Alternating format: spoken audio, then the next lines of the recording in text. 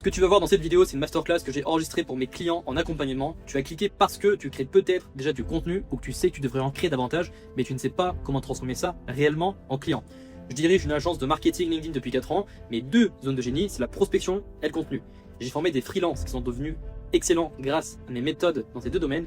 Et les résultats parlent d'eux-mêmes parce qu'on a accompagné plus de 50 entrepreneurs, généré des millions d'impressions et l'un de mes clients a signé 145 000 € grâce à un seul post en 7 jours. Dans cette masterclass, je vais te montrer comment transformer ton expertise en client grâce au contenu sans bouche-oreille aléatoire et sans prospection agressive. On va voir ensemble pourquoi le bouche-oreille te limite, pourquoi certains freelances signent grâce à LinkedIn et pas d'autres, les 3 types de contenus qui signent réellement des clients, mon système simple sur LinkedIn et les erreurs qui empêchent la majorité des freelances de signer. En 40 minutes, tu sauras transformer ton expertise en contenu qui convertit, créer la confiance avant même le premier appel avec tes prospects et attirer des prospects qualifiés plutôt que des curieux et générer des opportunités sans jamais avoir à prospecter de manière agressive.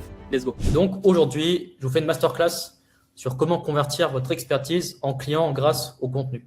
Donc rapidement, moi de mon côté, ça fait 4 ans que je fais ça tous les jours. Donc je dirige une agence de marketing sur LinkedIn. Mes deux zones de génie, là où j'ai le plus de compétences, c'est la prospection en B2B et la création de contenu. Je fais ça depuis 4 ans. J'ai une agence qui tourne bien là-dessus. Et mon job, c'est de faire du contenu pour mes clients. Donc, c'est ce que je fais tous les jours pour mes clients. Notamment, j'ai aussi formé plusieurs freelances dans mon agence qui sont devenus excellents grâce à mes méthodes dans ces domaines. Parce que forcément, j'ai recruté quand j'ai eu davantage de clients. Et donc, je suis bon aussi en recrutement sur le fait de transmettre cette compétence. Je vais vous partager aussi quelques réussites perso assez rapidement. Ma plus grosse réussite en tant que copywriter, j'ai fait un post pour l'un de mes clients qui a fait 145 000 € en un seul post. C'était un post promotionnel. Il a généré 330 messages et puis les commerciaux de Florent ont pu générer 145 000 sur une offre à 5 000. Donc, il y a eu, je sais pas, une quarantaine de ventes en une semaine. Ça, c'est mes stats de la semaine dernière. En 2 semaines, j'ai fait 273 000 vues sur mon LinkedIn. Et donc, en totalité, depuis 4 ans, j'ai dû aider à signer, si je prends en compte mes clients, plus les clients des clients que j'accompagne avec mon agence, je sais pas, une centaine, entre 100 et 200 clients grâce à la création de contenu qui a été signé grâce en organique, plus le setting. Donc le setting, je répète, c'est le fait de retarget tous ceux qui interagissent avec vos contenus, votre engagement, pour démarrer des discussions avec eux. Donc en 30 minutes, ce que vous allez savoir faire, ce que vous allez apprendre dans cette masterclass, premier point, c'est de transformer votre expertise en contenu, donc capitaliser sur ce que vous savez déjà, parce que la plupart d'entre vous, vous êtes très bon dans votre domaine, et la difficulté que vous rencontrez, c'est comment vous le communiquez efficacement de la bonne manière. Donc, ça rejoint le deuxième point, qui est d'attirer du coup des prospects qualifiés, plutôt que de courir derrière les bons profils. Et donc, quelle est la différence entre un prospect qualifié et un prospect non qualifié? Par exemple, demain, vous faites un post pour parler de branding, peut-être que vous allez avoir 5 demandes, et que 4 d'entre elles, ça va être des auto-entrepreneurs qui se lancent et qui vont se dire « Salut, est-ce que tu peux me faire un logo pour 50 balles ?» Bon, ça, ce n'est pas une opportunité qualifiée. Et le but d'aujourd'hui, c'est vraiment d'avoir des prospects qualifiés qui sont avancés, qui correspondent aux critères de votre avatar client, qui peuvent vous payer, qui ont du budget. Donc, des opportunités premium, on peut appeler ça comme ça. Créer de la confiance avant le premier appel, parce que le contenu, ça éduque, ça crée la confiance, ça crée la relation. Et un prospect qui a mangé votre contenu pendant des semaines, c'est un prospect qui est convaincu avant même d'avoir acheté, avant même de vous avoir en appel. C'est un prospect qui veut déjà acheter, qui veut travailler avec vous spécifiquement. Il a déjà fait le choix de vous choisir. 4e point, générer des opportunités sans prospection agressive. Donc, le client vient à vous déjà convaincu. Donc, les 5 parties de la masterclass. Pourquoi le bouche-oreille vous limite? Pourquoi certains freelances signent grâce à LinkedIn et d'autres non? Les 3 types de contenus qui signent des clients. Mon système simple au niveau de la stratégie de contenu et les erreurs communes qui empêchent de signer. Donc, le bouche-oreille, c'est un excellent canal. Le problème, c'est que vous ne le contrôlez pas. Le premier point, donc les recommandations arrivent quand elles veulent. Le fait que vous fonctionnez que au bouche-oreille pour la plupart d'entre vous, vous subissez aussi vos opportunités. Parce que vous ne pouvez pas cibler qui va arriver dans votre pipeline d'opportunités. De l'autre côté, ça veut dire que vous n'avez pas une autre manière d'acquérir du trafic. Et donc, vous ne pouvez pas choisir avec qui vous souhaitez bosser. Et notamment, ça, c'est handicapant si vous souhaitez augmenter vos prix, si vous souhaitez travailler avec des projets plus avancés, plus premium, ce genre de choses. Deuxième point, c'est impossible de prévoir son pipeline parce que vous pouvez avoir, je sais pas, des mois au bouche-oreille où vous avez 5 demandes et le mois d'après, vous n'en avez aucune. Et le troisième point, c'est que c'est impossible à scaler. Si vous souhaitez recruter une équipe commerciale pour gérer votre bouche-oreille, c'est impossible parce que déjà, ils n'auront pas assez de flux. Alors que le but d'une entreprise, même le but numéro 1 d'une entreprise qui se lance ou qui est viable, c'est d'avoir constamment des opportunités. Donc, c'est ce que j'appelle l'oxygène, d'avoir un flux de clients assez conséquent pour que l'entreprise tourne. Parce que le jour où vous avez plus de clients qui rentrent, en fait, votre entreprise, elle n'existe pas. Même si vous êtes expert de votre sujet, si demain vous n'avez vraiment aucune opportunité qui rentre, en fait, vous êtes au même niveau qu'une personne qui n'a pas d'expertise et qui a une boîte. Votre entreprise n'existe plus. Donc, le plus important, c'est vraiment se concentrer sur l'acquisition, parce que l'acquisition a 10 fois plus d'importance que la compétence et que la délivrabilité. Parce qu'aujourd'hui, en fait, même si c'est pas, comment dire, même si au niveau moral, c'est pas le plus idéal, factuellement, une entreprise qui est très bonne en acquisition fera plus d'argent, même si son produit et sa délivrabilité est mauvaise, qu'un expert qui est très bon dans son métier, mais qui ne sait pas se rendre visible. Donc, c'est pour ça qu'il faut capitaliser sur l'acquisition. Et notamment aujourd'hui, le contenu, c'est l'une des meilleures manières de distribuer son expertise et de se rendre visible. Parce que de 1, c'est gratuit. De 2, vous pouvez créer du contenu rapidement, c'est accessible. Et de 3, ça compound sur le long terme. Ce que je disais, un prospect avec qui vous créez la confiance sur des années, c'est une personne qui vous rencontre, enfin qui vous connaît et qui veut déjà acheter. Ça peut vous rapporter beaucoup d'opportunités et souvent ça se cumule. Donc, pourquoi certains freelances signent grâce à LinkedIn? Donc, la réalité de comment ça marche au niveau du contenu et comment LinkedIn ça marche pour acquérir des opportunités, c'est pas ce que les gens pensent de base, c'est ok, le contenu, ça tire des likes et ça tire des clients. Non, ça fonctionne pas comme ça. C'est extrêmement rare. La plupart du temps, le contenu, ça crée la confiance. Ensuite, la confiance génère des conversations et ensuite, les conversations génèrent des clients. Ce qui veut dire que si dans votre tunnel de vente, c'est un tunnel de vente, il n'y a pas la partie conversation, vous passez à côté d'énormément d'opportunités chaque fois. En fait, toutes les opportunités que vous créez grâce au contenu, il y a de fortes chances qu'elles ne sont pas converties de la bonne manière. Ok, donc le contenu sert à 4 choses. Premier point, montrer son expertise, montrer aussi sa personnalité, montrer sa méthode et réduire le risque perçu. Je vais expliquer pourquoi. Donc, montrer son expertise, forcément, les gens qui veulent acheter, ils ont besoin de savoir ce que vous vendez, là où vous êtes le meilleur. Pourquoi c'est important de montrer sa personnalité dans le contenu? Premier point, parce que montrer sa personnalité, c'est l'un des types de contenu qui fait le plus de vues sur LinkedIn. C'est humain, les gens, ils adorent, ils s'identifient à ça. Et deuxième point, pour acheter un service, surtout auprès d'un freelance, il faut avoir confiance en la personne. Les prospects, les entreprises, surtout en recrutement ou même en freelance en général, achètent beaucoup plus l'humain que l'expertise, parce que c'est l'humain qui va vendre son expertise. Donc, notamment, le fait de se montrer sous son meilleur angle a plus d'impact que de parler de son expertise, parce que les gens achètent d'abord l'humain et ensuite l'expertise de l'humain. Ça, c'est quelque chose qui est important et que vous devez intégrer. Donc, montrer sa méthode. Donc, montrer sa méthode, donc, ça peut rejoindre au fait de partager son offre. Donc, qu'est-ce que vous offrez, quels sont vos services, et réduire le risque perçu, c'est si on fait confiance à cette personne, est-ce que j'en aurai pour mon argent? Est-ce que ça sera un bon deal? Est-ce que ça en vaut la peine? Donc, d'où le fait de montrer des preuves, partager des témoignages, partager des avant-après. Donc, les 3 types de contenus qui signent des clients sur LinkedIn. Premier point, je dirais, c'est l'autorité, démontrer un résultat chiffré et concret. Donc, comment j'ai redesigné X et augmenté la conversion de 22%. Ici, j'ai mis des exemples de Clément que j'ai pu accompagner sur le contenu il y a quelques mois, qui s'est amélioré. Il y a quand même pas mal d'améliorations encore à aller chercher. Mais on peut voir que Clément, qui est une agence aujourd'hui, qui est designer dans le branding, est meilleur que la plupart des freelances ou même des agences qui communiquent dans son secteur. Donc là, ce qui est important dans l'exemple que j'ai screen, c'est qu'il met en avant un chiffre précis, le fait qu'il a facturé un rebranding à plus de 20 000 € pour un fonds d'investissement. Et je crois que le post avait fait 100 likes, donc c'est quand même solide. Et ça se met, en fait, il se met en avant sur le fait qu'il travaille sur des gros projets. Et ça montre aussi le fait qu'il peut travailler sur des plus grosses structures. Ce qui fait que, vu qu'il s'adresse à cette cible, il va écarter toutes les autres petites structures, les freelances, les micro-entrepreneurs, peu importe, qui n'ont aucun budget. Et donc, il va gagner du temps à ne pas converser avec des gens qui n'ont pas le budget. Ça montre le fait qu'il est sélectif. Deuxième type de contenu qui est important, donc c'est montrer son regard d'expert en action. Ça peut être de l'analyse, partager ce qu'il sait faire. Donc, exemple de poste, ce que j'ai repéré en auditant le site d'un SaaS à 5 millions d'euros. Donc là, j'ai partagé un petit screen, bloqué à 54 CA contre son image, une identité artificielle, ça ne se crée pas, ça se construit. Puis après, elle a expliqué la partie de la valeur. Donc, c'est le fait de montrer son regard, son opinion sur une problématique business spécifique. Troisième point, c'est l'opinion. Je dirais, c'est le type de contenu qui fonctionne le mieux pour se faire découvrir, pour faire un max de vues. C'est être tranché, prendre une position publiquement sur des sujets business ou sur des sujets du quotidien, peu importe, mais toujours qui soient liés à votre secteur d'activité, à votre métier. Donc pourquoi 90% des landing pages SaaS convertissent mal? C'est un peu générique, mais il y a moyen de trouver plus fort. Et j'ai scrollé sur LinkedIn hier, j'ai pas trouvé d'exemple, parce qu'en soi, personne ne fait de contenu là-dessus, c'est extrêmement rare. Donc c'est assez sous-exploité. Donc ce qu'il faut retenir, c'est que vous n'avez pas besoin d'être célèbre, vous devez juste être crédible. Et ça, c'est quelque chose qui est important. Quand vous commencez à créer du contenu, il ne faut pas se dire ok, je deviens un influenceur.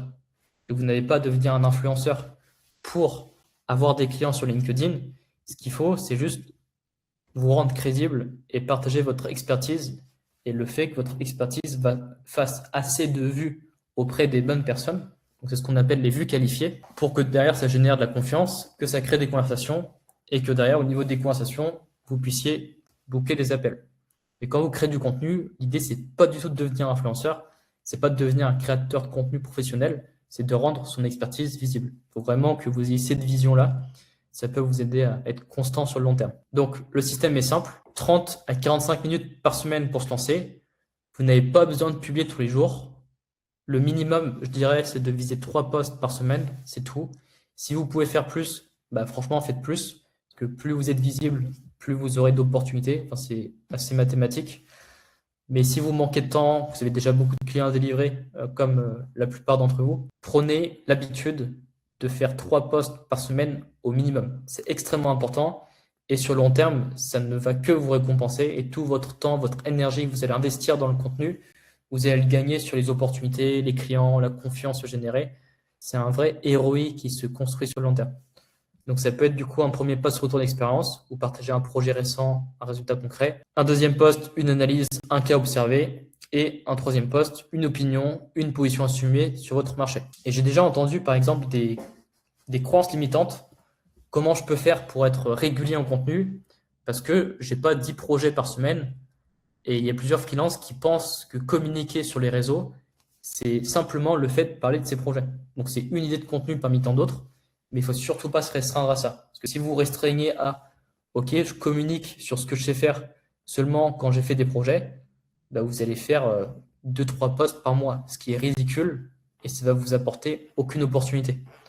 Une stratégie de contenu, ça se construit. Il y a différents types de contenu pour que ça performe. Il faut le garder en tête. Donc, ce n'est pas simplement parler de ses projets. Il y a plusieurs catégories de contenu pour créer de la confiance et vous rendre visible. Donc maintenant, les 4 erreurs qui empêchent de signer, la plupart du temps, c'est de parler que de soi et de jamais parler de ses clients.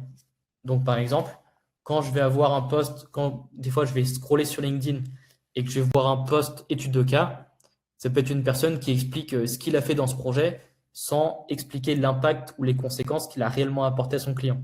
Donc là, c'est typiquement l'erreur numéro 1, c'est qu'il parle que de lui dans la presta, sans parler de ce que ça a réellement apporté à son client, ou sans nommer les douleurs, les désirs, les résultats, les réussites concrets, les résultats business, parce que vos prospects et vos clients, c'est ce qu'ils veulent in fine quand ils vous font confiance, ils attendent de vous un résultat business, une avancée, un problème résolu, un gain de temps, peu importe, mais ils ont toujours des objectifs, que ce soit au niveau du temps ou des objectifs financiers quand ils vous font confiance, et donc ils attendent un retour sur investissement par rapport au montant qu'ils vous payent.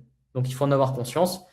Et donc, quand vous en avez conscience, vous pourrez carrément communiquer. Deuxième erreur assez commune, c'est de chercher des vues non qualifiées au lieu de créer de la confiance. Donc, quand je vous dis qu'il faut vous rendre visible, demain, si vous faites 1 million de vues sur LinkedIn, c'est cool.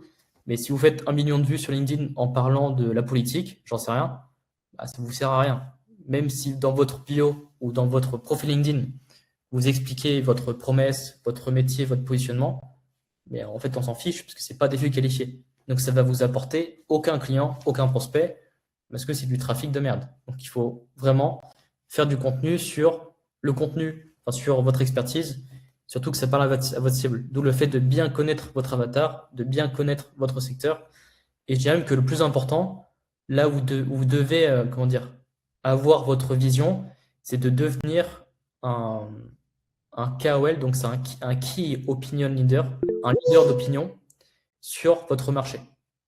Oui, Bastien, t'es mute un peu. Donc le temps que tu te démutes, ce que je disais, c'est que la vision, par exemple, si vous êtes niché sur c'est d'être la référence dans le branding sur l'e-commerce et que toutes les boîtes en e-com vous consultent ou toutes les entreprises qui font de l'e-commerce vous connaissent, vous ont déjà vu passer sur LinkedIn plusieurs fois grâce à vos posts et donc vous devez faire du contenu viral qui s'adresse au e-commerce. Et là, vous allez avoir des vues qualifiées et vous allez avoir justement un personal branding qui va commencer à se construire dans votre niche et dans votre secteur. Sinon, Bastien, tu peux mettre à l'écrit si tu veux, et je vais check après. Donc, troisième erreur, c'est de ne pas faire de contenu de découvrabilité quand on se lance. Sachant que le contenu où on parle de ses clients, où on parle d'avant-après, où on met en avant des témoignages, c'est cool, mais c'est la cerise sur le gâteau. C'est pas ce qui va vous faire connaître.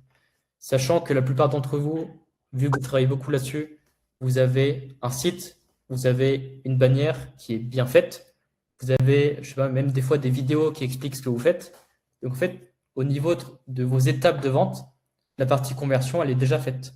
Donc ça sert à rien de faire beaucoup de contenu pour convertir, sachant qu'il n'y a personne pour le voir et vous n'êtes pas visible. Donc il faut vraiment concentrer vos efforts sur le fait de vous rendre visible un maximum pour que derrière, vous puissiez construire des vues qualifiées. Donc c'est assez important. Et donc, il vaut mieux, surtout au début, quand vous lancez dans la création de contenu, vous n'avez pas d'audience, vous n'avez pas d'abonnés, mettre vraiment 50 à 70% de contenu sur de la découvrabilité pour devenir justement un leader d'opinion dans votre positionnement et que les gens vous écoutent, vous identifient, vous reconnaissent. Alors, comment tu peux savoir que tes vues sont des profils qualifiés ou non? Ça se verra parce que si tu fais du setting sur tes conversations, comme on l'a vu juste au-dessus, tu crées du contenu, ça crée de la confiance. Après, tu génères des conversations. En fait, dans les conversations que tu vas avoir, tu vas découvrir la tête des profils avec qui tu discutes. Moi, je sais qu'aujourd'hui, j'ai une communication dédiée aux designers. Je montre que j'accompagne des profils haut de gamme. Là, en une semaine, j'ai eu 2 designers qui font 10 cas par mois dans mes DM. Donc, c'est des vues hyper qualifiées. C'est des profils hyper ciblés. Donc, c'est du trafic de qualité. Et c'est pareil. Quand je prends l'exemple des e-commerce, si tu peux avoir des e-commerce qui font 10 cas par mois, donc ils n'auront pas trop de budget pour te payer. Et tu peux avoir des e-com qui font, je sais pas, des millions à l'année, quoi. Donc ça dépend au niveau des sujets de contenu que tu vas explorer, parce que ces deux avatars différents, ils sont pas au même niveau d'avancement, ils n'ont pas les mêmes enjeux, ils n'ont pas les mêmes objectifs, ils n'ont pas les mêmes problèmes, ils n'ont pas les mêmes envies, ils n'ont pas les mêmes objectifs, ni la même ambition. Donc c'est toute une stratégie de contenu et des angles marketing que tu vas exploiter qui vont être différents d'un prospect à l'autre. D'où le fait de bien connaître sa cible. Et c'est pour ça que je répétais plusieurs fois dans les vidéos de la formation, par exemple, que plus vous connaissez votre cible, plus vous ferez d'argent. Donc plus vous connaissez votre avatar client, ce qu'il fait passer à l'action, ce qu'il trigger, ce qui capte son attention, plus derrière, ce sera facile de le chercher, ce sera facile de le convertir, d'avoir des appels avec lui et lui proposer la bonne proposition de valeur pour qu'il vous fasse confiance et qu'il achète. Donc connaître son avatar, c'est extrêmement important. Et c'est sûrement la clé en marketing, c'est de connaître son avatar client sur le bout des doigts. Et d'ailleurs, Jeff Bezos, il y a une citation que vous pouvez même trouver sur Google, et ça a contribué à la concrétisation, à la réussite de Amazon. Il expliquait à ses employés qu'il faut connaître ses prospects mieux que leurs parents. Donc il y a un sens assez profond derrière. Quatrième erreur, c'est avoir peur d'être clivant. Donc être clivant, c'est une bonne chose si c'est contrôlé. Il y a des sujets qui vont toucher personne où vous pouvez être clivant. Donc c'est partager votre opinion sur quoi que ce soit. Si demain vous êtes clivant et vous déglinguez une personne sans lui demander la permission, forcément ça va pas lui plaire. Donc être clivant, c'est cool, mais il faut le faire de la bonne manière. Et j'ai eu un cas comme ça en coaching récemment d'un élève qui a partagé une étude de cas où il expliquait simplement les erreurs de l'un de ses clients et son client l'a mal pris. Pourtant, c'était très subtil, c'était très minime. Le post était très bien, il a bien été mis en avant. Mais si vous souhaitez partager vos cas d'études, par exemple, demandez d'abord la permission auprès de vos clients Peut-être qu'il y a quelques mots-clés, quelques formulations qui peuvent être améliorées, mais ça reste important d'être clivant dans la globalité. Donc, il faut le faire de la bonne manière. Il ne faut pas se mettre de barrière. De toute façon, vous êtes en coaching avec moi. Si vous avez des doutes, bah, vous venez me voir, vous me posez la question. Et moi, je suis là pour réécouter vos appels et review le contenu. Donc, profitez de mon temps et de mon expertise. Donc, c'est ce que je disais juste avant. Vous n'avez pas besoin de devenir créateur de contenu ni influenceur. Vous avez simplement besoin de rendre visible l'expertise que vous possédez déjà. Merci. Maintenant, place aux questions. Si tu es freelance et que tu regardes cette vidéo, écoute ça. Tu as peut-être envie d'ajouter 1 à 2 clients récurrents en plus par mois à ton activité. Si jamais la prospection ça marche pas pour toi, que le bouche-oreille ça suffit pas non plus, que tu sais pas par quoi commencer, sache qu'il existe une solution. Une solution qui a permis à Alice de passer de 3 000 à 10 000 euros par mois sans avoir à créer de contenu tous les jours, sans faire de la publicité. Et tu sais quoi, c'est exactement pour des freelances comme toi que j'ai créé l'université des freelances. Et depuis que je suis l'accompagnement de Bastien, j'ai réussi à avoir 3 voire 4 appels de vente en l'espace de 2 semaines. Là, toutes les semaines, j'ai des DM de personnes qui me contactent pour savoir ce que je propose. Et j'ai réussi à passer en octobre, du coup, à un palier assez important avec 15 000 euros de chiffre d'affaires et une très très bonne marge. Aujourd'hui, je me retrouve avec 2 offres maintenant qui sont assez solides, où j'ai pu d'ailleurs en vendre une à 3 900 euros par mois. Il sait exactement de quoi il parle et pour le coup, il maîtrise très très bien son sujet. Et là, au mois de juin, normalement, allez, je dirais ça devrait être entre 7 et 10, on va dire comme ça. Voilà. 7 et 10 000 encaissés. C'est ça, entre 7 et 10 000 encaissés en CA.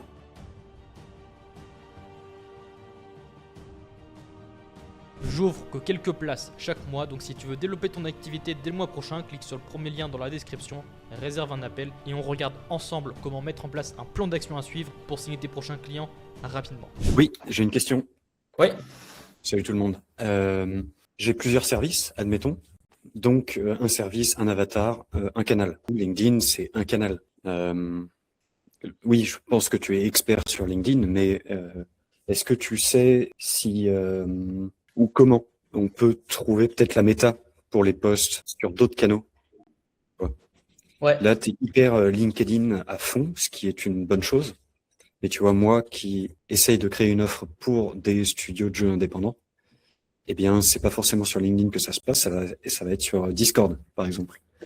Ou d'autres canaux que j'ai pas encore découvert, mais LinkedIn, c'est vachement cool. Et du coup, la question, c'est comment tu me conseillerais de découvrir des bonnes méthodes pour d'autres canaux? D'autres canaux, c'est une bonne question. Il faut que tu aies un canal de découverte. Je connais très bien Discord. Je jouais beaucoup aux jeux vidéo quand j'étais plus jeune. Le challenge avec Discord, c'est que il n'y a pas d'Explorer. En fait, en scrollant, on ne va pas tomber sur ton profil Discord. C'est très compliqué. Ouais. Donc Discord, tu peux t'en servir pour la prospection. Tu peux créer du contenu par rapport aux communautés dans lesquelles tu es. Mais selon moi, c'est pas là où tu auras le meilleur levier. Pourquoi moi, je me concentre vraiment à fond sur LinkedIn? Parce que factuellement, c'est la plateforme où c'est plus simple et tu as le plus de deals en B2B qui sont signés chaque année. Tu vois, 80% des deals en B2B, ils sont signés grâce à LinkedIn ou à un intermédiaire ou une relation LinkedIn. Donc, LinkedIn pour le B2B, quand vous adressez à des entreprises, c'est vraiment la plateforme où il faut être, quoi. Ça rapporte tellement plus de chiffre d'affaires que Instagram ou autre quand vous cumulez les deals que c'est stratosphérique. Donc, je te dirais, regarde si les studios ou les décisionnaires sont sur LinkedIn, parce qu'il y a des niches où tu pourrais être surpris. En fait, ils sont disponibles et tu ne le savais pas. Fais des recherches là-dessus. Pour moi, Ouais. dans les jeux vidéo, j'ai déjà rencontré pas mal de personnes sur LinkedIn. Je pense qu'ils le sont, mais si tu veux, si je l'imaginais garder une offre avec le canal d'acquisition sur LinkedIn, eh ben ça m'empêche, tu vois, d'avoir 2 canaux parce que voilà, tu galères à trouver des clients parce qu'ils vont être un peu confus. Donc la question, c'est ça. En fait, dans mon cas, c'est difficile de choisir quel service, enfin quel canal, Pour faire du contenu ou prospecter? C'est quoi l'objectif? prospecter. Ok, bah prospecter, si tu es dans des communautés Discord de créateurs de jeux, va sur Discord. C'est le no-brainer, c'est le meilleur raccourci qu'il existe, quoi. Ouais, ok. Ouais. Et Ouais. Et, ouais, ok, très bien. Ce qui veut dire que tu ne dois pas négliger ta présence en ligne de l'autre côté. Les deux vont de pair. Ah bah bien sûr, parce que j'imagine que si quelqu'un est intéressé, il va me googler, il va tomber sur mon profil LinkedIn et ainsi de suite. Ouais. Et tu peux très bien avoir la prospection sur là où tu es sur Discord et voir un deuxième canal de prospection sur LinkedIn, là où il y a le plus de personnes, où tu peux te faire découvrir, avoir même des plus grosses boîtes de jeux vidéo, des plus gros studios. Ça peut t'apporter plus d'opportunités, plus de portes, potentiellement. Axel, qu'est-ce que tu as pensé de la masterclass? Vu que tu crées du contenu aussi. Eh ben, merci Bastien, ouais, c'était hyper intéressant. Trop de choses qu'on a déjà vues ensemble pendant le coaching, qui revenaient, etc. Mais c'est vrai que en respectant juste des petites règles, tu te rends compte que ça devient plus facile de faire du contenu. Ouais. Après, moi, c'est vrai que j'ai un gros problème dans ma vélocité d'action sur les actions, on va dire, de communication sur les réseaux, etc. Je suis vachement limité. Tu vois, par exemple, j'ai retenu le point où tu disais la plus grosse erreur, c'est d'arrêter d'être clivant. Moi, je trouve qu'il y a quelque chose qui est hyper compliqué, c'est de ne pas avoir peur de poster quelque chose, par peur justement, enfin, de se flinguer des opportunités et faire un post qui pourrait porter préjudice. C'est pour ça que j'ai même du mal à tout le temps passer le cap. Même si des fois j'ai des idées qui me semblent bien, ben, je me dis, ah, c'est peut-être légèrement too much, c'est peut-être pas assez dans ma cible. Bah, premier point, fais-moi valider, parce que j'ai quand même plus d'expérience, donc j'ai un meilleur œil pour te dire qu'est-ce qui est risqué et ce qui ne l'est pas. Deuxième point, c'est de tester, parce que c'est grâce à l'expérience que tu vas accumuler de l'expérience concrètement. Troisième point, être clivant, ça peut te coûter des opportunités, mais en fait, tu gagnes beaucoup plus de l'autre côté. En fait, c'est du contenu qui divise. Donc, tu vas construire une base de personnes qui te détestent, mais de personnes qui t'adorent. Ouais, c'est ça. Moi, je suis pas mal clivant sur LinkedIn. Je fais beaucoup plus de vues par rapport à avant. Mais je reçois des messages de personnes qui me disent Bastien, dès que j'ai du budget, je fonce chez toi, quoi. Franchement, je te veux, quoi. Ouais, c'est qui tout double, en fait. Ouais. Mais tu penses que ça dépend quand même. Enfin, moi, j'ai l'impression, tu me dis si je me trompe, que ça dépend vachement du marché que tu vises. Toi, par exemple, tu vises les freelance designers, c'est quelque chose qui touche beaucoup, j'imagine, à l'ego. En fait, on se sent touché directement quand on se rend compte que les autres y arrivent et pas nous. Mais quand tu vises des entreprises, par exemple, je sais pas, des chargés de communication ou des choses comme ça, j'ai l'impression que tu peux pas leur parler de la même façon que tu parlerais à un entrepreneur, tu vois. Ouais, Je sais non, pas ce que tu en penses. il faut une tonalité différente. Mais si tu regardes Célian, par exemple, il est très clivant, il s'adresse à des startups qui lèvent des fonds, qui sont chez Y Combinator. Et pourtant, il est hyper clivant dans son contenu. Et il fait 300 cas par mois. Enfin, les chiffres parlent de lui-même, quoi. Ouais, bien sûr. Ouais. C'est vrai qu'après, quand tu regardes, tu suis juste les règles de dire tu montres un résultat concret, tu montres un regard d'expert et de temps en temps, tu prends une position publiquement si tu es à l'aise avec ça. Ouais. C'est quand même intéressant. Ouais, je dis pas que c'est du contenu clivant tous les jours. Il faut en faire un peu de temps en temps.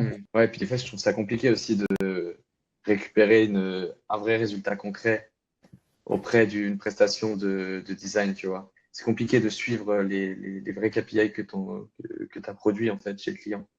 Ouais. Et même lui, des fois, c'est pas trop comment répondre. Enfin, moi, je sais que j'ai eu le cas il y a pas longtemps, j'avais demandé en interview d'études de marché pour un projet que j'avais fait de stand de salon, en fait, qu'est-ce que ça avait généré en termes de discussion. En fait, la personne n'était pas trop capable de me répondre parce qu'elle me disait, bah, en fait, c'est pas vraiment moi qui a présenté. Quand bien même c'était moi qui étais là, j'avoue que je n'aurais pas su te dire. Enfin, c'est vachement compliqué à suivre, je trouve. Ouais, ça dépend des projets. Il y en a où ce sera plus facile de communiquer là-dessus. Il y a des entreprises, il y a un bon tracking, un bon suivi. Il y en a d'autres où c'est compliqué parce qu'ils sont pas bons en interne là-dessus. Ça dépend des projets. Mais il faut que tu prennes l'habitude de demander parce que si tu as un projet sur deux où tu as les chiffres, à la fin de l'année, tu as quand même 5 études de cas solides, quoi. Ouais, bien sûr. Donc ça suffit au final. Tu penses que c'est mieux de parler en résultat qu'a apporté le client plutôt que en montrant juste le résultat que tu as produit où tu sais que objectivement c'est quelque chose de très juste esthétique en fait, quelque chose qui casse un petit peu avec les concurrents visuellement. Bah, encore une fois, des fois tu as envie de présenter un projet. C'est des angles marketing. Quand vous devez vous marketer, vous en tant que freelance, il faut prendre différents angles marketing. Donc vous pouvez mettre en avant votre expertise. Ah, j'ai, je sais pas, 10 ans d'expérience dans mon métier, j'ai travaillé sur 50 boîtes qui font des SaaS. Je suis expert de ça. Ça, c'est un angle parmi tant d'autres. Le fait de dire, ah, regardez, je fais un projet, mon branding est disruptif, il se démarque par rapport aux concurrents, ça ressort, ça impacte visuellement le marché, le prospect, c'est un angle. Et le fait de dire, regardez, j'ai fait un rebranding, voici les résultats, les KPI, c'est un autre angle. Donc il faut, Ouais, bien sûr. c'est pas soit l'un, soit l'autre, c'est tout. Il faut plusieurs angles. Ouais, bien sûr. Ouais, faut varier, quoi. Faut pas tout le temps faire. Exactement, il faut varier. C'est ça. Et je sais pas si quelqu'un a d'autres questions. Je mets juste une dernière. J'ai vu que tu n'en as pas trop parlé pendant la présentation, mais est-ce que toi, des résultats que tu as eus dans le copywriting que tu as fait, que ce soit pour toi ou pour les autres, le fait de parler d'actualité, de mêler quelque chose avec l'actualité, c'est quelque chose qui fonctionne vraiment bien ou pas forcément? Si c'est de l'actualité qualifiée. En fait, l'exemple de tout à l'heure, c'était si tu parles de politique, tu feras des vues, mais ça sert à rien. En fait, si tu Ouais. fais de la réaction, toi, tu es dans la deep tech, donc si tu fais de la réaction d'actualité dans la deep tech, c'est super. Ça fera des vues, c'est hyper qualifié, donc c'est génial. Ok. Ouais, toujours en fonction de ta cible, en fait. Tu vas pas parler juste d'un sujet qui te plaît et faire un rapport un petit peu étrange. Ouais, exactement, c'est ça. Ça passe moyen, quoi. Ouais. Autant juste prendre un sujet. Ça met en avant ta personnalité, si tu as des convictions profondes sur certaines choses, Hmm. mais il faut pas baser son marketing là-dessus, quoi. Ouais, c'est vrai que par exemple, là, hier, moi j'ai vu plein de posts sur LinkedIn qui sont sortis, par rapport au test Cédric de Crédit Agricole, je sais pas si vous avez vu. Ouais, ouais. Et il y a plein de gens qui ont surfé là-dessus en fait pour faire des posts ou même des fois les personnes ils faisaient des trucs c'était pas forcément en rapport avec le milieu de la banque ou le milieu du dev, mais ils arrivaient toujours à tourner le truc pour faire un post un peu marrant et naturellement j'ai l'impression que ça fait réagir en fait. Ouais, Mais faire réagir te génère pas forcément de conversation de ce que tu disais. Donc en fait, exactement. Mais tu sais, des influenceurs LinkedIn ou Instagram qui ont des dizaines, des centaines de milliers d'abonnés qui font pas d'argent, il y en a beaucoup, hein. Et à côté de ça, tu as des freelances à 3, 5 000, voire même 10 000 abonnés qui font énormément d'argent et qui sont pas hyper visibles, qui font 10 fois moins de visibilité, mais qui font parce que visibilité qualifiée. C'est ça c'est la visibilité qualifiée. ouais, c'est pas une métrique intelligente de regarder que par tes vues et tes impressions en fait. C'est toujours en fonction des conversations que tu as générées. Ouais. Bah, après, en fonction, si tu fais des vues, c'est cool et tu analyses ton contenu. Tu vois, chaque semaine, tu regardes un peu quel Mm. a marché. Si c'est des posts qui t'ont fait découvert, bah, c'est cool parce que tu es visible. Euh, mais idéalement, il faut que ça parle à ta cible. Moi, j'avais fait un post qui a bien marché, c'était sur l'URSSAF. Bon, l'URSSAF, c'était génial parce que ça touche tous les freelances. Donc, c'est de la grosse découvrabilité. Ça reste, c'est pas hyper qualifié parce que c'est pas les freelance designers, mais ça reste qualifié. C'est pas un Mm. sujet, quoi. Ok, ouais, c'est intéressant. Ouais. Tu touches directement. De toute façon, je sais qu'après, dans ma strate de contenu, j'ai du contenu plus ciblé et encore plus qualifié pour descendre dans l'entonnoir de conversion. Et en fait, ce que je fais pour moi, en fait, tu pourrais dire, oui, Bastien, tu t'adresses à des freelances, c'est plus facile. Mais mes clients, ils ne s'adressent pas à des freelances, hein. Bien sûr, ouais. Et tous les clients que j'ai chopés en ghostwriting, la plupart, c'est grâce à mon contenu, quand je me suis lancé en free. Et c'est des entrepreneurs ou des entreprises qui font beaucoup d'argent.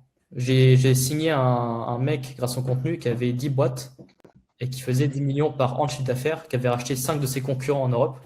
Et ce mec-là, je le Ah, incroyable. Ouais. Et toi, ça a toujours été ton principal canal d'acquisition, Contenu, prospection, ouais, Twitter, LinkedIn. J'ai tous mes clients, 90% de mes clients, c'est que ça, quoi. Ok. Ok, d'autres questions, d'autres sujets, d'autres feedbacks? Bon, à la limite, juste un dernier truc. Ouais. On en avait déjà parlé en coaching il y a quelques semaines, mais on n'a pas trop parlé là pendant la masterclass de quel visuel joindre à ton copywriting. Ouais, c'est une bonne question. Je sais que tu disais que les conversations, par exemple, c'est quelque chose qui marchait beaucoup. Oui. Donc, je sais pas si tu as d'autres techs. Il faut penser en termes de dwell time. Donc, le dwell time, c'est quand un lecteur sur LinkedIn scrolle son feed. En gros, comment fonctionne l'algorithme de LinkedIn? Il va mettre en avant les posts où le lecteur passe le plus de temps dessus. En gros, c'est ça le dwell time. Donc, pourquoi les screenshots WhatsApp, par exemple, ou des posts textuels, ça marche bien? Parce que du coup, ça force le lecteur à lire tout le texte. Donc, en fait, au lieu de passer 3 secondes, il va en passer 10-15. Et ça donne des signaux à l'algo de l'enfer, quoi. Il adore ça. Donc ça, c'est, je dirais, le meilleur type de contenu qui fonctionne le plus actuellement, c'est ça. Parce qu'en termes de dwell time, ça marche de ouf. Maintenant, comment illustrer vos posts? Je dirais, ça dépend des sujets. Moi, ce que j'aime bien dire, c'est que il faut toujours choisir le visuel pour illustrer l'idée que vous souhaitez partager. Donc, évidemment, il faut de la cohérence. Si vous faites un post valeur ou expertise, moi, ce que j'aime bien faire dans mon cas, c'est mettre une photo de moi. Parce que n'empêche, je les répète encore, mais les entreprises achètent l'humain et ensuite l'expertise. Donc, le fait de se montrer, c'est un vecteur de confiance. Mickaël, Guillaume, Jérémy, est-ce que vous avez des feedbacks Un avis sur la masterclass? Écoute, non, c'était assez clair, donc ouais, c'est top. Top. Ouais, pareil, ouais, très bien détaillé en vrai. Bah, puis tu vas à l'essentiel, hein, c'est ce qu'on disait hier quand on s'est eu. Ouais, ça reste intéressant quand même. Ouais. Top. Alors, est-ce qu'il y a des choses que vous allez actionner? C'est ça le plus important. Moi, perso, j'ai du mal à trouver des idées, tu vois. Enfin, et à les placer dans le calendrier édito. Parce que des fois, je me dis, ah, c'est une idée, mais est-ce que ça, c'est pas plutôt top of funnel, middle of funnel? Est-ce que je passe ça le lundi? C'est quoi ma stratégie par rapport à ça? Tu vois, enfin, j'en ai une, mais il faut que ça coïncide avec, il faut que ça colle avec l'idée, quoi. Donc, des fois, j'ai un peu du mal avec ça. Je sais pas où les mettre, des fois. Alors, il vaut mieux avoir trop d'idées que pas assez. La strat de contenu, c'est pour te guider, mais il faut pas que ça te limite. Si tu Ok. commences à te dire, putain, j'ai trop d'idées, mais ça rentre pas dans les catégories que j'ai définies, bah, c'est que tu t'auto-sabotes. Parce que, basiquement, si c'est des bonnes idées, peu importe que ce soit middle, top ou bottom of the funnel, juste publie et tu verras derrière. Parce que surtout à votre niveau, quand vous démarrez le contenu, il faut cravacher, quoi. Il faut faire des posts, il faut apprendre, il faut de l'expérience. L'expérience, ça va s'acquérir par le fait de publier et de voir les résultats qu'il y a derrière. Donc, il faut continuer à être constant et ne pas s'auto-limiter. En fait, si factuellement ton idée elle est bonne, elle parle à ta cible, bah, fais-en un post dessus, même si le lundi tu avais prévu de faire un type de contenu, tu t'en fous, tu le feras plus tard. Ok. Un autre truc avec lequel je galère, c'est que personnellement, moi, pour créer du contenu, ça me prend trop de temps. Donc, tu vois, j'ai été régulier pendant un certain temps, mais en fait, au bout d'un moment, ça me prenait vraiment trop de temps, par manque d'expérience, je pense. Mais du coup, j'ai lâché, en fait. Parce que vraiment, avec le reste du travail, moi, je trouvais plus le temps dans ma semaine, tu vois. Ok. Alors, qu'est-ce qui te prend le plus de temps? Est-ce que c'est l'idéation? Est-ce que c'est la création du visuel? Est-ce que c'est, je sais pas, trouver l'accroche? Parce que sur le process de créer un post, il y a plusieurs étapes, tu vois. Donc, est-ce que tu arrives déjà à désigner laquelle étape te prend le plus de temps ou pas? C'est une bonne question. Bah, tu vois, typiquement, j'avais fait, c'était il n'y a pas si longtemps, j'ai fait le module création de contenu. Et justement, s'il y a une vidéo où tu crées du contenu, tu fais un post en 5 minutes, je crois. J'ai essayé, mais moi, les 5 minutes, voilà. Hein. Moi, les 5 minutes, c'était l'accroche, quoi. Allez, je pense, un grand max. Mais non, en fait, je pense aussi la création du visuel, c'est peut-être ce qui m'a un peu pris plus de temps. Ok. Même si avant ça m'a quand même pris plus de temps que toi aussi, mais ça restait, je pense, raisonnable peut-être. Mais ouais. Ouais. Alors, pourquoi la plupart du temps ça vous prend du temps? Parce que vous avez beaucoup de discours internes et vous avez beaucoup d'auto-jugement sur les choses que vous faites. Du type, ok, est-ce que l'accroche est bonne? Est-ce que c'est pas mieux comme ça? En fait, il y a beaucoup overthinking, de sur-réflexion. L'idée est bonne, est-ce que vaut mieux pas faire ci comme ça? Alors que quand moi, j'ai écrit des posts, ok, j'ai cette idée, ça me fait 4 jours, et après je déroule et je relis plus tard. Ok. Est-ce que ça résonne ou pas? Pas trop. Bah ça vient en plein se heurter dans le mur de mon perfectionnisme, tu vois. Mais bon, ça, je sais que je travaille là-dessus. Ouais. Mais est-ce que par exemple, quand tu écris un post, tu as tendance à beaucoup réfléchir? Oui, c'est sûr. Ok. Bon, ça vient aussi du fait que tu manques de volume, donc l'expérience. Enfin, moi, quand j'ai commencé à écrire des posts, c'était pas du tac au tac, hein. C'est un métier qui. Ouais. Ah aussi, il y a un truc auquel je repense là, justement, par rapport à la dernière fois quand j'ai fait l'exercice là. Ouais. Souvent, j'écris le truc et ça se passe bien, c'est assez rapide, c'est relativement rapide, ça va. Mais après, je relis le post et en fait, je me dis, et là, je commence à avoir plein de pensées, tu vois, du genre, ah non, en fait, là, c'est trop clivant, là, c'est pas forcément tout à fait vrai, là, je vais me mettre à dos telle partie de ma communauté. En fait, tu vois, il y a ce genre de truc qui arrive et en fait, je publie pas le post. Ouais. Voilà ce qui se passe, quoi. Overthink, c'est ce que j'ai dit, beaucoup de discours internes.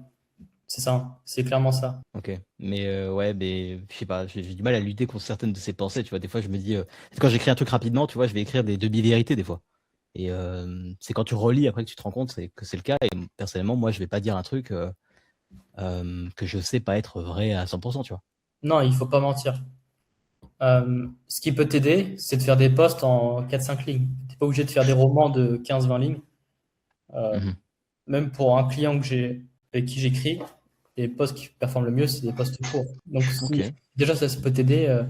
Divise la taille par 2. Pas pénaliser le reach pour autant. À tester. Ouais. Tu penses quoi de faire des posts vidéo? Alors, les posts vidéo, c'est une bonne chose parce que, encore une fois, les gens achètent l'humain avant l'expertise. Donc, le fait de faire des vidéos, pourquoi ça crée plus de confiance? Parce qu'il y a la voix, il y a la personnalité, il y a le body language. Et une vidéo transmet plus d'émotions qu'un texte par défaut. C'est pour ça que dans une page de vente, 80% des efforts, c'est sur la vidéo de vente. C'est pas sur le texte qui est autour. C'est vraiment la vidéo qui va convertir en fait. Donc la vidéo, c'est très puissant. Maintenant, il faut faire les bonnes vidéos. Il faut un bon montage, il faut un bon sujet. LinkedIn, quand la vidéo est sortie sur LinkedIn, poussait bien ce format. Aujourd'hui, il y a un peu moins. Donc, c'est pas le format favori de LinkedIn. Néanmoins, ça marche. Mais il ne faut pas baser tout son contenu dessus. Moi, ce que je vous recommande, en fait, surtout si vous faites de la vidéo, que vous êtes présent sur Insta, sur TikTok, ou peu importe, bah, recycler le contenu. Ce serait bête de ne pas l'exploiter, le publier sur LinkedIn, sachant que ça vous apporte du volume gratuitement, j'ai envie de dire. Mais par contre, c'est 10, 15, 20% de votre contenu maximum. Faut pas que ça dépasse plus. Dis-moi si j'ai bien répondu à tes questions, Jérémy. Puis si tu as d'autres sujets, n'hésite pas. Ok, top. Et les vidéos, c'est un peu noir ou blanc. Il y a un client pour qui on travaille en ghostwriting, qui est dans la niche de la finance. On avait fait des vidéos, 500 vues, 800 vues, 1000 vues. La 4e vidéo a fait 150 000 vues. Donc, ça a explosé. Mais des fois, on a des surprises, quoi. On ne peut pas prévoir. Et pourtant, c'est une vidéo qui n'avait pas pété sur Insta. Donc ça a pété sur LinkedIn, mais pas sur Insta. Donc voilà mon retour d'expérience sur la vidéo. Est-ce que vous avez des questions, d'autres feedbacks?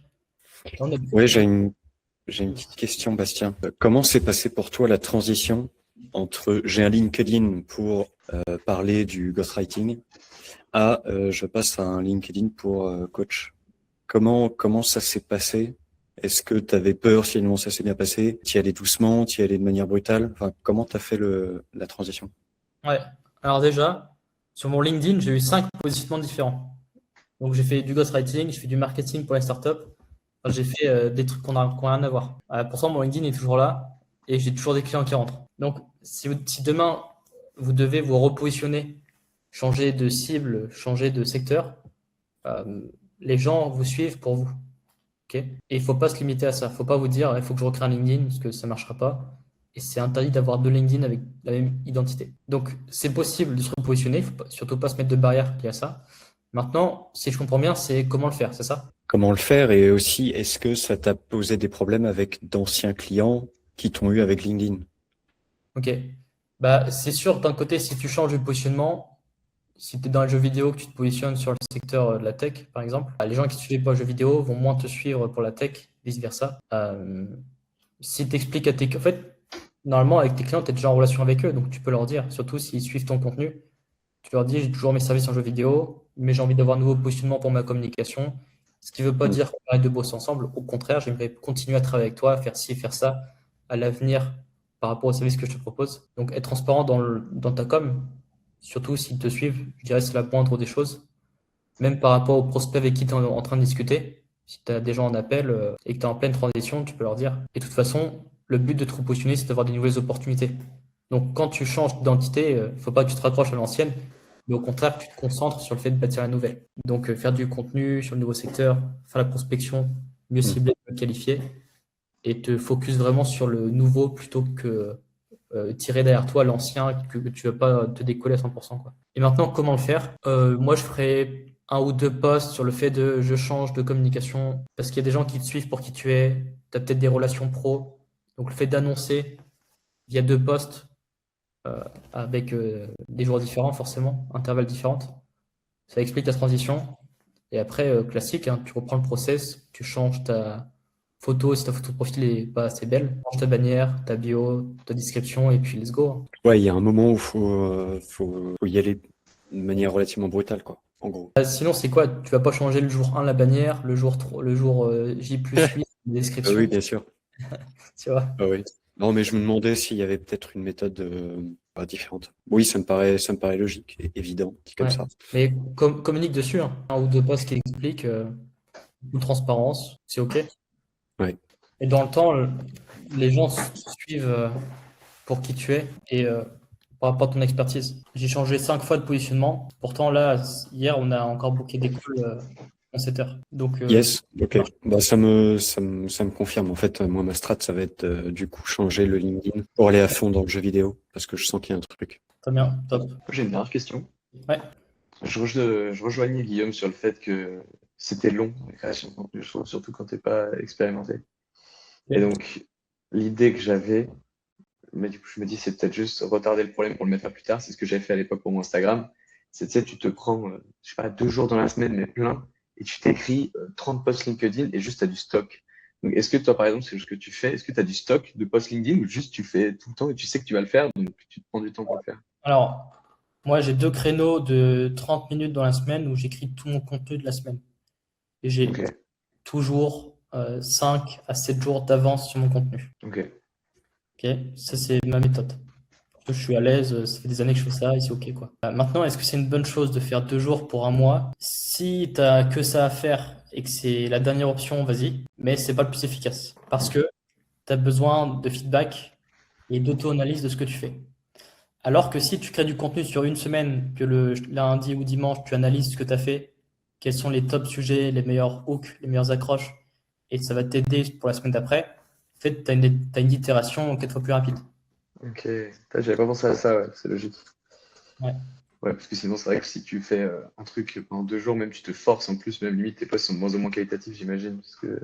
Bah, et surtout qu'en un mois, surtout à votre niveau, en fait, quand vous débutez en copywriting, c'est là où vous progressez le plus. Donc en fait, en un mois, tu vas te dire, il y a un mois derrière, j'écrivais, c'était mauvais. Là, Ouais, bien sûr, ouais.